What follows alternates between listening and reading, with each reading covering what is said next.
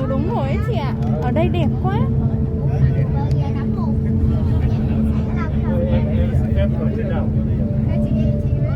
Chịu khó nắng đi ha. Nó phải nắng mới chụp ảnh đẹp. Đúng rồi, phải nắng. Đi biển là chắc chắn là phải chịu nắng.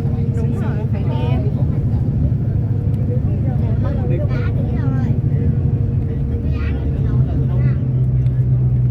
Đẹp ha, nước nó nông nông nông nông mà nó đẹp trong